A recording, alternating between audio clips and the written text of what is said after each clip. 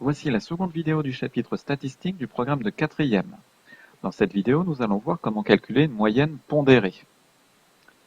Voyons l'exemple suivant. Le tableau ci-dessous représente la répartition des notes des 800 admis à un examen. Nous avons donc la série statistique présentée sous forme de tableau. Par exemple, 162 candidats ont obtenu la note de 10. Nous souhaitons calculer la moyenne de ces 800 notes. Nous allons pouvoir utiliser la méthode précédente. Nous allons additionner toutes les valeurs. Donc je commence l'addition par 10, plus 10, plus 10, comme ceci 162 fois. Ensuite, je vais effectuer le calcul 11 plus 11 plus 11, comme ceci 256 fois. Donc ce calcul va être extrêmement long. On va essayer de trouver une méthode plus rapide.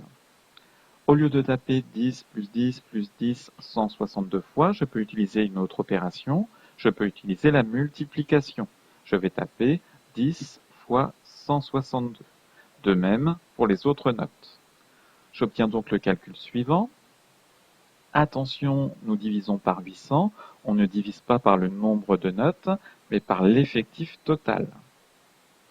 J'obtiens une moyenne qui est égale à 12,17. Pour calculer une moyenne pondérée, plutôt que d'additionner plusieurs fois la même valeur, on multiplie cette valeur par son effectif. Voyons maintenant trois informations sur la moyenne. La première information, la moyenne n'est pas forcément égale à l'une des données de la série. C'est le cas de la moyenne précédente.